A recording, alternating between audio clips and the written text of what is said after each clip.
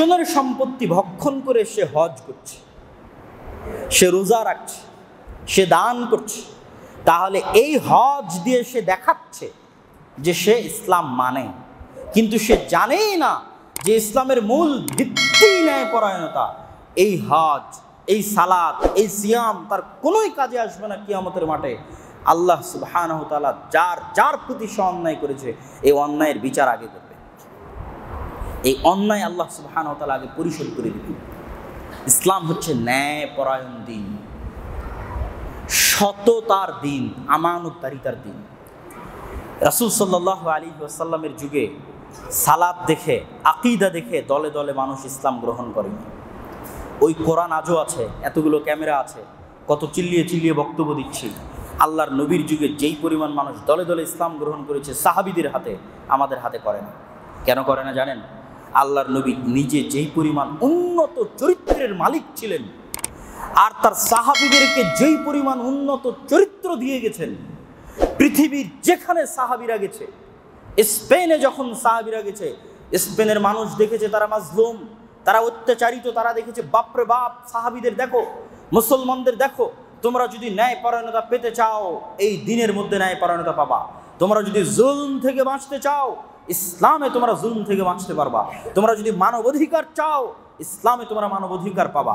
তোমরা যদি সত্যবাদিতা চাও, পরবর্তী প্রজন্মকে সুখে শান্তিতে বসবাস করাতে চাও, ইসলামের মধ্যে পাবা। দলে দলে ইসলাম গ্রহণ করো। আমরা বাংলাদেশ, ভারত, পাকিস্তান, বাংলাদেশে যারা নিম্ন শ্রেণীর হিন্দু ছিল, দলিত, শূদ্র, ক্ষত্রিয়, যাদের উপর ব্রাহ্মণেরা অত্যাচার করত, এরা ন্যায়পরায়ণতার কারণে দলে দলে ইসলাম গ্রহণ করেছে, শুধু ইসলামের ন্যায়পরায়ণতা দেখে, আকীদা সালাত দেখে না। আর আজকে আমরা এত বক্তব্য দিচ্ছি, কিন্তু আমাদের বক্তব্য মানুষ প্রভাবিত হয় না কেন? আমাদের ওই উন্নত চরিত্র নাই যেটা আমার নবীর ছিল, আমাদের মধ্যে ওই উন্নত চরিত্র নাই যেটা সাহাবীদের মধ্যে ছিল, ওই ন্যায়পরায়ণতা নাই।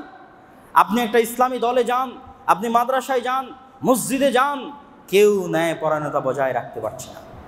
ইসলামী দলে যাবেন, দেখবেন যে বেশি চামচামি করছে তাকে পদ দিয়ে বসে আছে, ন্যায়পরায়ণতার ভিত্তিতে কেউ পদ পাচ্ছে না।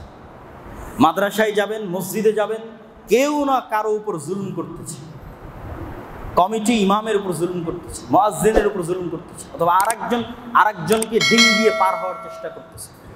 তার মাথায় সে ধরে রেখেছে সালাত ইসলাম, সিয়াম ইসলাম, হজ ইসলাম, ন্যায়পরায়ণতা যে ইসলামও জানেই না, আমরাও জানি না।